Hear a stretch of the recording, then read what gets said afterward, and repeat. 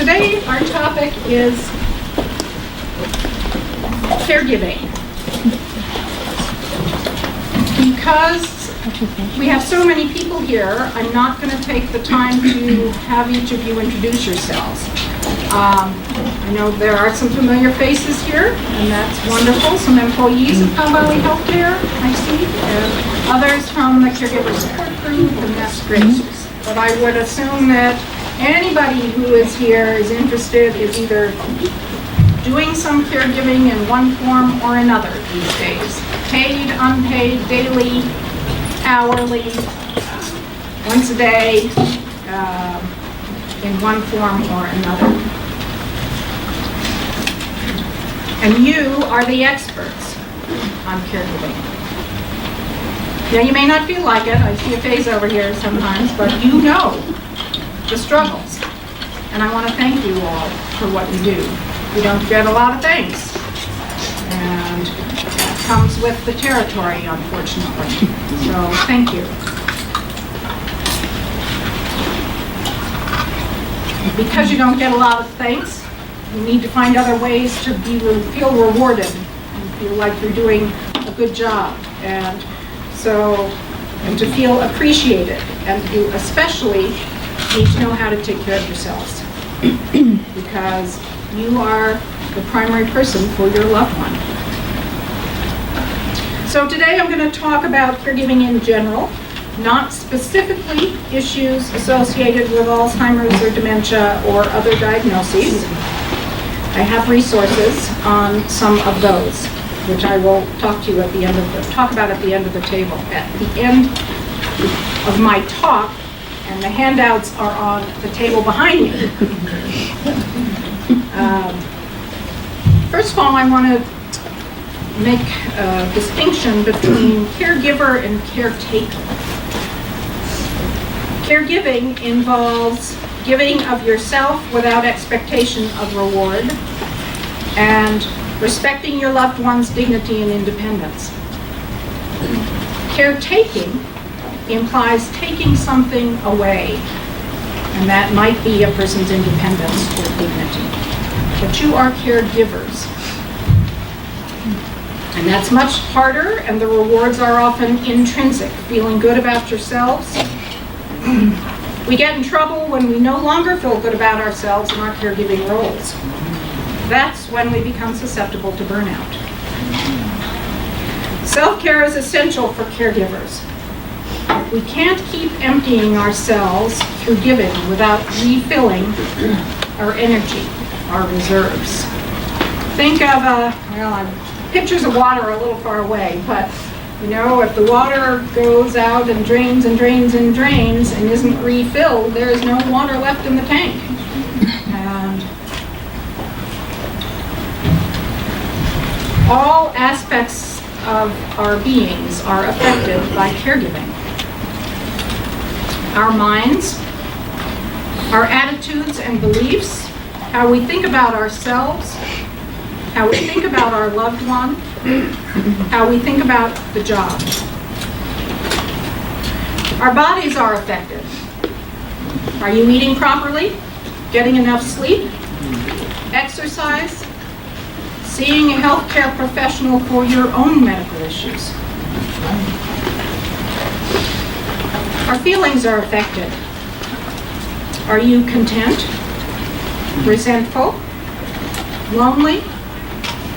Feeling unsupported by other family members? Our spiritual sides are affected. How do you renew yourself spiritually? Are you angry at God? Our relationships are affected.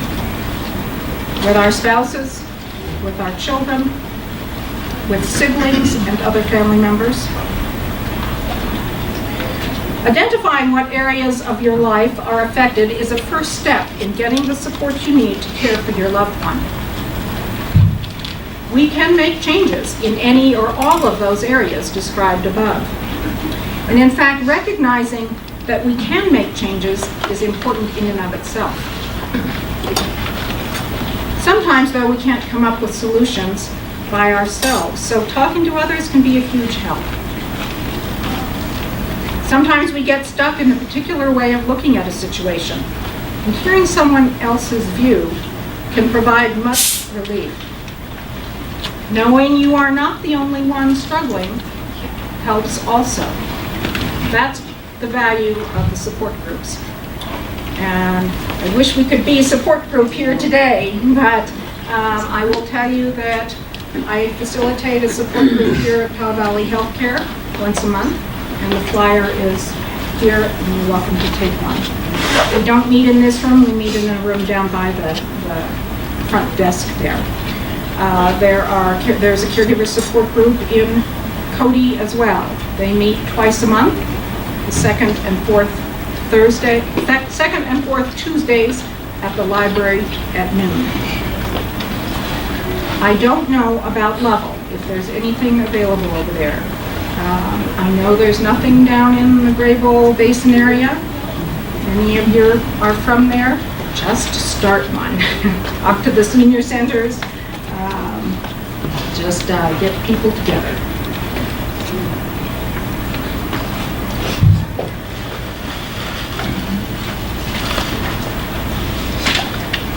Much of what I'm saying is on handouts here, so feel free to take notes, but you will be given some, you can take some of these handouts. Some signs of caregiver fatigue and burnout.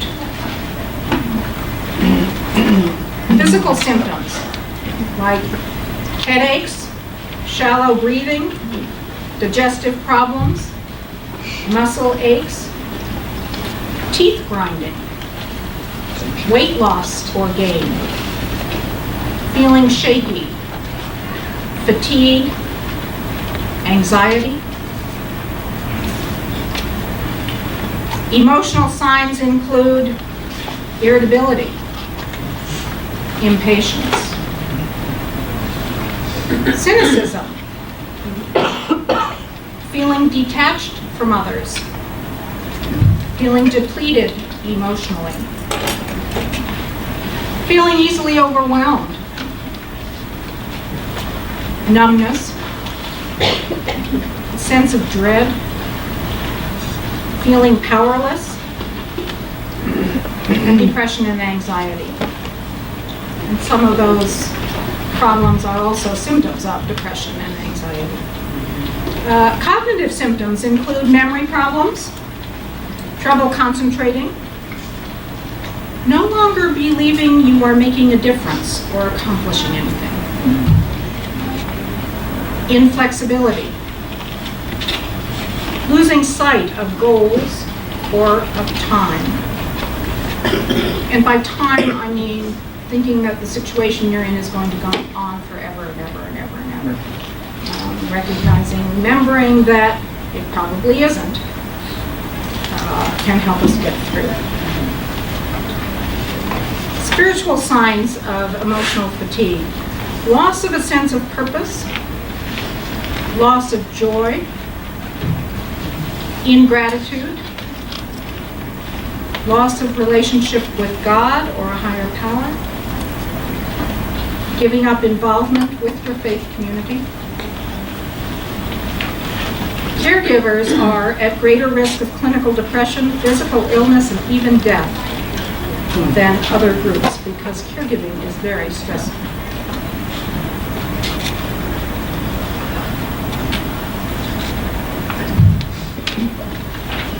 On this blue sheet, I've given you some tips, body, mind, and soul tips for caregiving.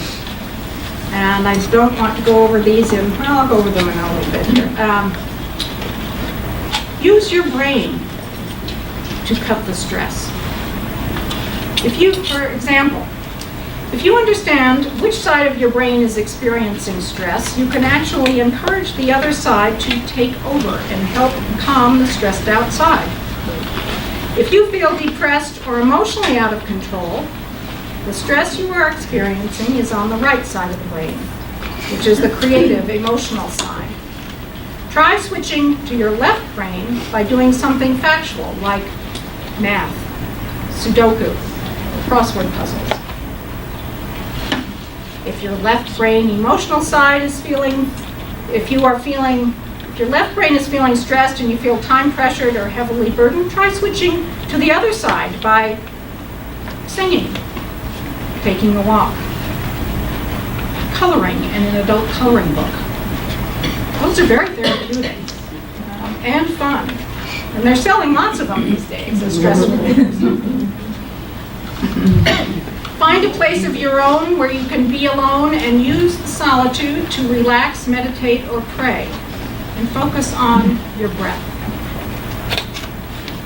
I know it's hard to find places alone. But I'll give you some resources that maybe would help with that. Someone you could stay with your loved one while you take a break. Learn to accept praise and gratitude from others. Don't brush it off. Like, oh, it's just my job. I just do it. There's nothing to it. No. Accept that. Take that in. Refreshing. Practice affirming yourself using positive self-statements. Praise others freely, telling them what you appreciate. This cycle of giving and receiving love and acceptance energizes and heals. Change your routine. Getting in a rut can feel safe, but it can also dull the senses and stifle creativity, which is essential for spiritual health. Go to a museum. Go to a kids' movie. Say out loud and to yourself, I choose, instead of I should. And I won't, instead of I can't. The difference there is about choice. And when we feel we are making the decision and the choice, we feel more in control. Remind yourself through your choice of words that you are free to choose the course of your life, that you are not a victim of circumstances. Guilt is actually a poor motivator. Establish a buddy system with a trusted friend. Join a support group with others. Go have lunch or coffee with a friend. Rest, sit down, and put your feet up. Sleep properly, take a walk, take a bath, nourish your body, and it will nourish your soul. Set boundaries and learn to say no. We all have limitations, and we become resentful when we feel pushed beyond them. Saying no does not mean you are a failure or not a good caregiver. Find things to laugh about. Notice the beauty around you. So certainly we're in a place where you can do that. A lovely sunrise or sunset. Anybody notice the sunrises these days? They've been just gorgeous, haven't they? Do something you enjoy or is fun. And I have a acronym that I really like, and I encourage you to practice it daily. And it's on this blue sheet that you can have. It is GLAD, G-L-A-D. G for gratitude. What are you grateful for? Sometimes we feel like there's nothing to be grateful for. Look for it, find it. There's something. Learning. What did I learn today? Could be something simple. Something you heard here. Something you heard on television or radio. Accomplishment. What did I accomplish today? Even if it's small. And D, delight. What made me smile or gave me a moment of joy today?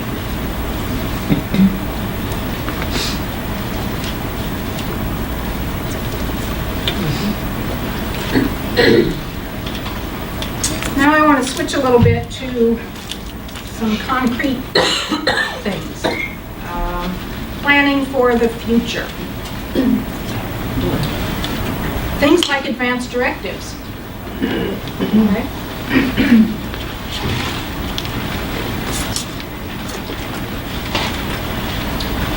5 Wishes is a document that Cal Valley Healthcare has and can provide to you. And it is a pretty user-friendly guide to establishing a living will and a durable power of attorney for healthcare. The living will is where you designate, where the person, where you designate what you want done medically if you are unable to make decisions. The durable power of attorney for healthcare is where you designate an agent or someone else to follow those wishes. It also is a great talking tool to open up the discussion about end-of-life issues. It has, even if you don't use the form as a legal document, it's a great conversation piece. My wish for how comfortable I want to be, my wish for what I want my loved ones to know as we get closer to the end of life. It is a legal document.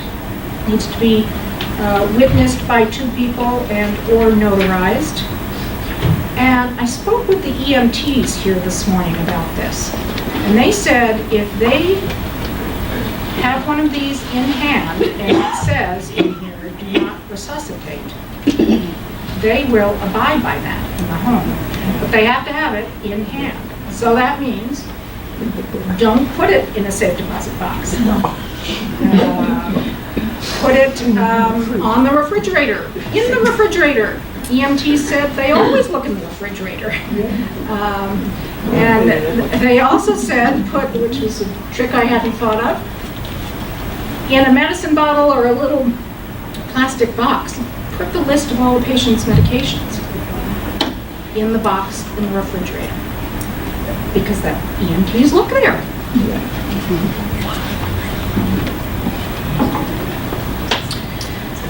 The other one another directive that is somewhat new in this state is called POLST. Has anybody heard of this? Yeah, some people have not. Okay. And it is also, POLST stands for Providers Orders for Life-Sustaining Treatment. And you fill it out with your doctor. I understand in the clinic here that they require a face-to-face visit between the patient and the physician to talk about this.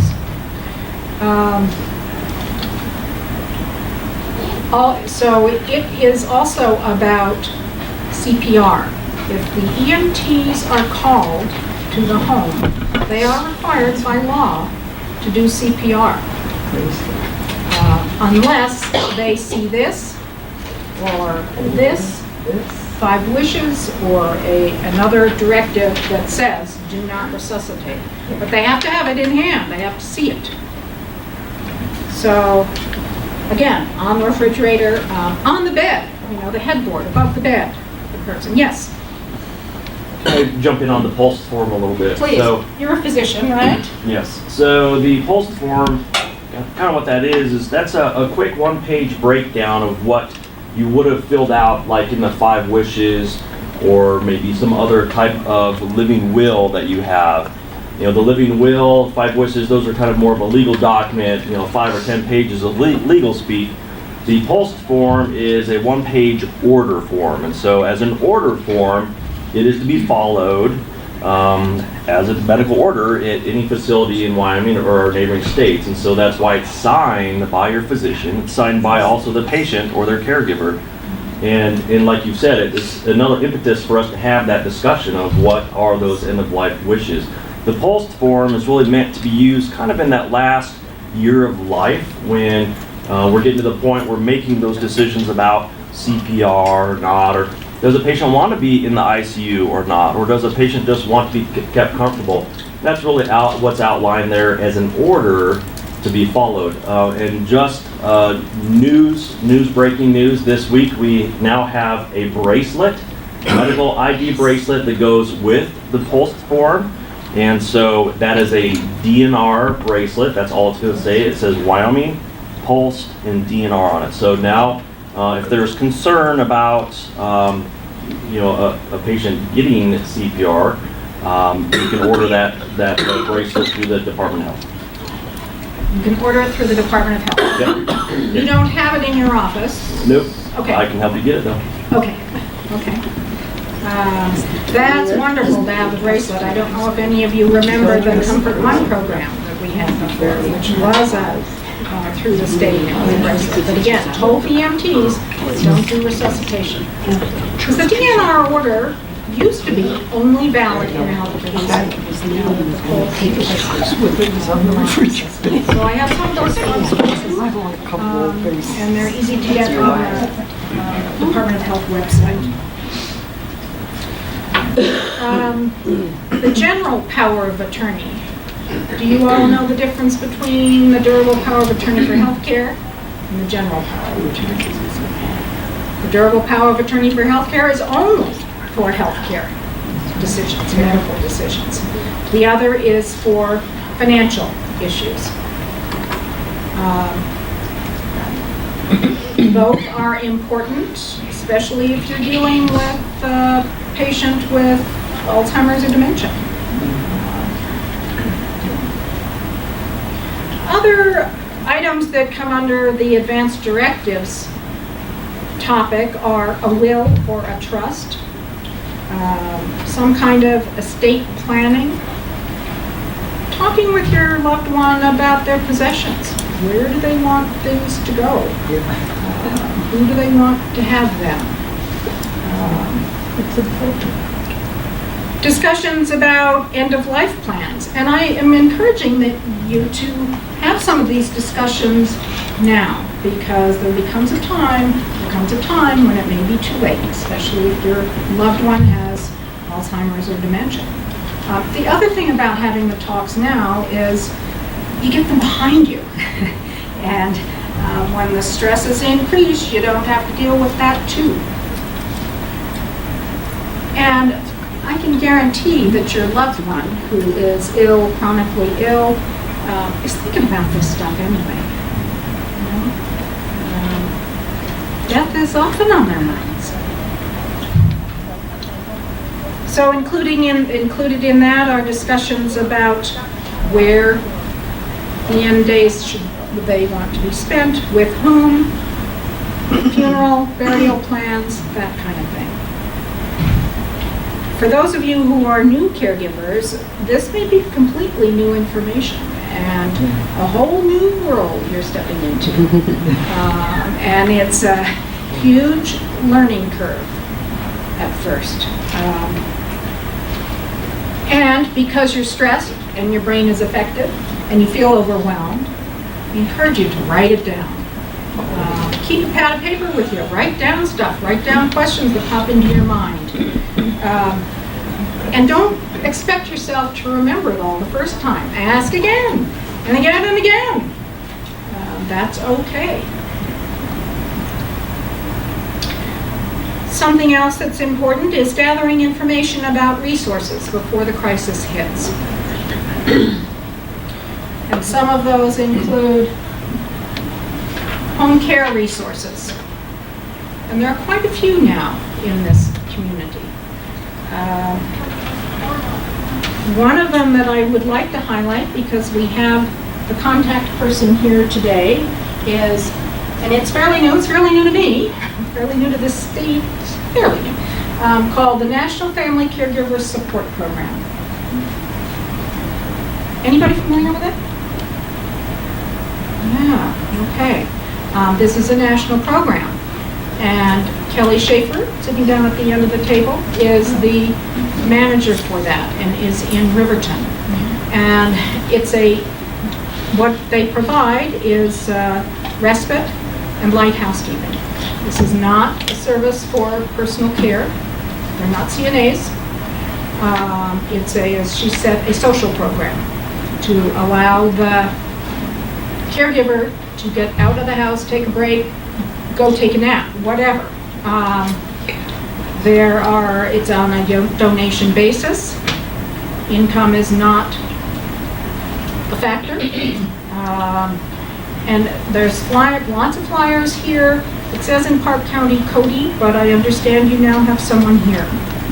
And Kelly has said that you have a waiting list already in Cody? No, we're still building. Still building, We've got okay. a little bit of hours over in Cody, not too many, but we do have still some pretty good hours over here in Powell as well. So available. But don't worry if there is a waiting list, because that waiting list is really important. That's reported to the state every month. And so if we have somebody come off because they go into assisted living or something, then we can slide somebody else in. But that's also showing that there is that need. The more that we talk about it, the more that we say, hey, we need this, then the more that they can force that discussion and possibly more funds. Right now, it is just a federal fund program. We do not have state funds. It used to have state funds a long time ago, but those ended. So this is a way for us to have that discussion still. So we do have a worker who is, actually I finished training her today, so she'll be ready to go for here in Powell. And the 800 number and the Riverton number are in this brochure. So I'm excited to hear about that. There are also some others on the list that provide in-home care, CNA care. There are a few private individuals who do caregiving, but that list, I think, is diminishing as more and more of these people are either full up or are now working with some of these agencies.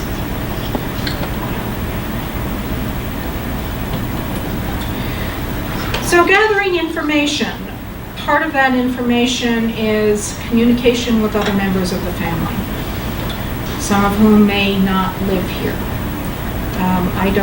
And getting family involved or finding out how much they are willing to be involved as things progress. I've heard it over and over again said that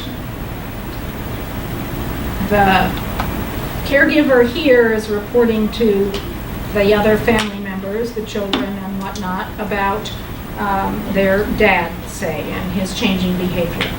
Well, these other adult children don't live here and don't see it on a daily basis, and they sometimes don't believe it because they don't want to believe it. You know, dad is declining, dad is getting worse here.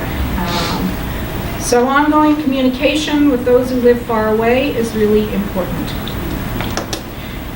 Gathering information about the particular disease and the progression of the disease and the treatments. And there are associations online and information for almost all of them. The Parkinson's and the various dementias, including the Alzheimer's Association website, which is just alz.org, is fabulous. Huge number of resources on how to manage behaviors that are related to Alzheimer's, but any other dementias as well. Find out information about what's available for assisted living options, senior housing options, nursing home options, what their admission criteria may be. Is there a waiting list? Who would be the contact person? Financial matters, how are you going to pay for it? That might mean talking to an attorney, and it might involve Medicaid. Go for a visit to some of these places. Take your loved one with you, if it works for you. The unknown is scarier than the known. A lot of older people have nursing homes in mind from the 40s, when maybe their parents were there or their grandparents were there, and nursing homes have changed a lot. They're not like they were back then. And so going to see, taking a visit, can be a really good idea. Don't make promises you can't keep. I'll never put you in a nursing home, Mom. This only causes stress, anxiety, and guilt if you can't live up to that promise. You can't predict the future. You don't know what's going to happen to your own health and your ability to care for for someone. So I really encourage you not to promise that. Yes, it's hard to talk about these topics, but they are more manageable when they are spoken and out in the air and not hidden. The fear of talking about them is often worse than the actual discussion. And as I said earlier, chances are your loved one is already thinking about some of these issues. And once these things are taken care of, they're done. You don't have to revisit and do them again in the crisis. But depending on the state of mind of the one you care for, some topics may no longer be possible to discuss. So don't wait until that happens. Making the decision that you cannot care for your loved one any longer at home is one of the toughest challenges. And that's where, again, a support group can be really helpful. People who have been there, done that, people who are thinking the same things and trying to figure it out. The decision can come in many different ways. It can be a mutual planned decision. Those are the best, of course, because everybody's making the decision together and deciding. But often it's a crisis of some sort. And one of the major crises is a fall. Falling. Okay? Falling, breaking a hip, when your loved one falls, breaks a hip, pelvis, something like that.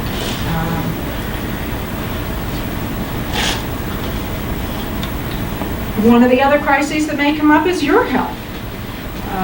What if you're the only caregiver and you need to have gallbladder surgery or something along those lines? Or if you fall and break something, what's your plan for care for this loved one?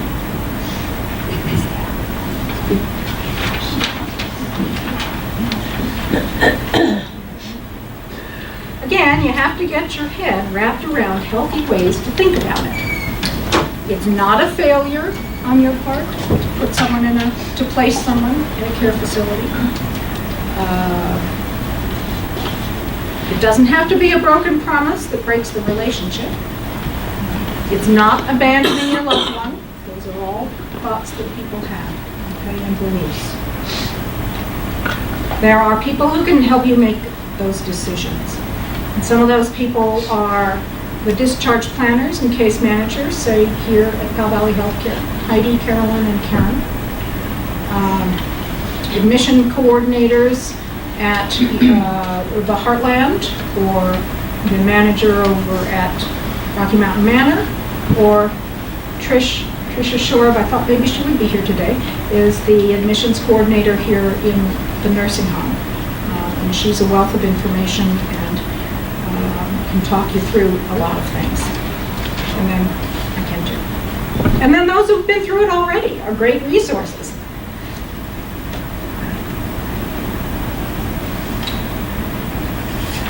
So, hand out or show you a couple. Here, this page is, this blue one is the body, mind, and soul tips for caregiving. The yellow or the pink or yellow page is information about the list of some of the signs of burnout, planning for the future that I just talked about, some of those things, and a few resources on here.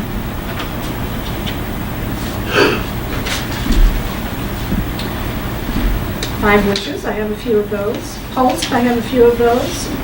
And then the home care resources, I think, is also an important one for you to have. And it's on white. They are right here. The other thing I have here is the flyer on the caregiver support group here in Powell. I don't have the information on here about when it meets in Cody, but I can show right on that. How many of us from our group are here? Well, 1, 2, 3, 4, 5. Yep. So they're great resources, folks. So helpful. And I can Not everybody that comes to the group is taking care of someone with Alzheimer's. It may be, and it may be different stages of Alzheimer's disease. And I do have some information on that. Alzheimer's disease stages. I get asked quite a bit, what are the differences between dementia and Alzheimer's? When I forget where my car keys are, does that mean I have dementia or Alzheimer's? And there's some information on that. And the answer to that question I usually say is, if you forget where your keys are, it's no big deal. If you forget what those keys are used for, that's a sign that there's something else going on.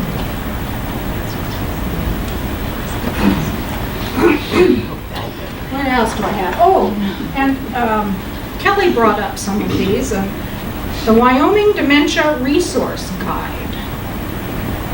And it's for the state of Wyoming. And it has Veterans Affairs information, Alzheimer's disease, elder care research, adult protective services, state resources, national resources, and local resources for up here in this area. Nursing homes with memory care units. Various other legal lawyers and stuff that know about working with the elderly, that kind of thing. Now, there's not a huge number of these, but Kelly said she could get more for us.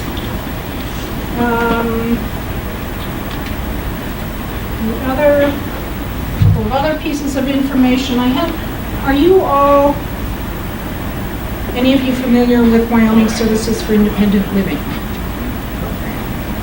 Yeah, okay. Called WSIL, W-S-I-L. Their main office is over in Cody, and they are a great resource for you also. I have a few, little bit of information on the programs that they offer.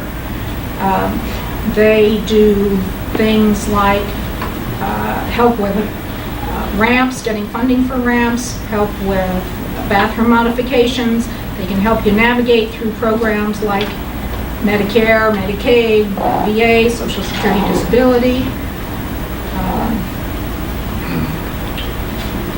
Learn your rights under the law. They have a program called Project Out, which is for people who have been in the nursing home and who don't need the nursing home any longer. They can help you get set up at home to leave the nursing home and get some help at home. They also have an in-home care program where it's the self-directed waiver program. You have to qualify for Medicaid, but there are stipulations on that that may not be as scary as you think. This is where you can hire someone, the patient can hire someone of their choice to provide care in the home. It can't be a spouse, but if they qualify for Medicaid, they could hire a daughter, for example, to provide the care in the home, or others in the community that are available to do that. They have a rural transportation voucher program. They have a loan closet, which leads me to the next bit of information. This is information about adaptive equipment resources. And I think there is the one in Lander still there. Do you know? Oh, Wyoming Independent, yes, they are. Anna Maria Weston Therapeutic Equipment Lending. That one I have not heard of. Wyoming Life Resource Center. Wyoming Technology Access Program out of Casper. The Wyoming Institute for Disabilities. And of course our own senior center has equipment available. Yes. The Eagles and VFW and those kind of organizations often will have stuff to learn you too. So you don't always have to pay for this stuff, which can be pretty pricey. Medicare will pay for some of it, I believe, but. So, what else here? A couple of other things Douglas, on if I could, Alzheimer's. sorry, interject. Please. Senior Center, the Medicaid waiver, Yeah. well, you spoke that it would connect you with outside providers. It does, and some of those are the transportation through the Senior Center and also meals through the Senior Center. Are you And then Kathy the- Florian? I am. Okay. The medical loan closet, also a good idea to come and try out different things before you purchase if it is something long-term.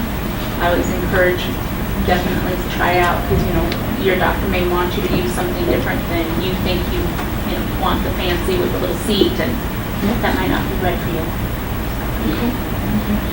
And to try it out before you buy something, or, yeah, that's a good idea, because it's not cheap. And on short term, if it's a surgery you're looking at, just come and borrow something for a couple weeks. And you deliver meals? We do. Okay. Do you have enough drivers? We do. Got two good ones right here. Good. Yeah, we do about 15 meals a day, and we do about 23 of those just outside the city limits alone. Within Big a, what, supporters 5 of- mile or? 10. 10 mile, okay.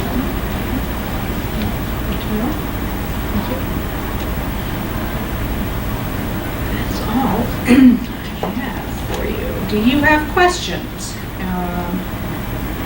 Or other resources that you'd like to share?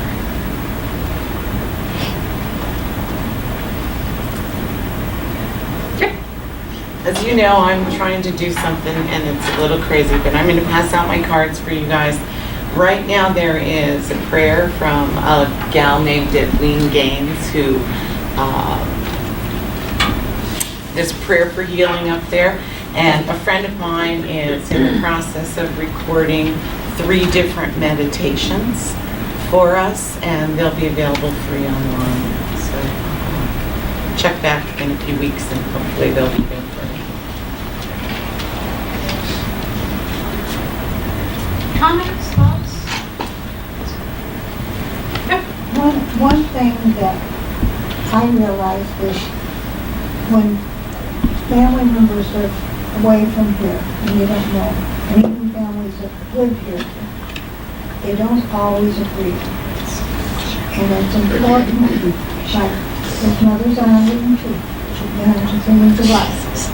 And we took her to the mortuary and they wrote down her wishes, so it's not us.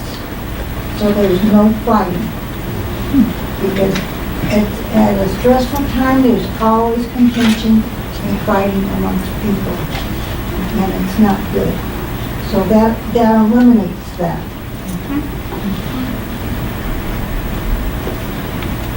And so the family members are following her wishes, That's her wishes.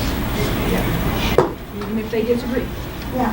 She said she wanted church services, she told me the songs she wanted, she told me how she wanted to be buried, she told, what she wanted. So it's her wishes, not his brothers or mine or anybody else's. Thank you. And that's hard to do.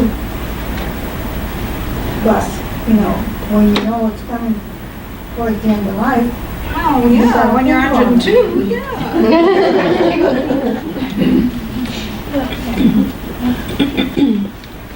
My mom and dad did their end of life planning decades ago before he went loopy. And now he says he wants the opposite of what he actually purchased and made decisions about. And I struggle a little bit with that, but I'm not caving because he did it when he had his full brain and now he doesn't. So I'm just gonna let him say it and just say, sure, Dad, that's what's gonna happen, well, they But change you their do mind. feel guilty. They change their mind daily Mhm. sometimes, So when they're in a good mind, you gotta get it right. Go with that, yeah. Go with the good mind one.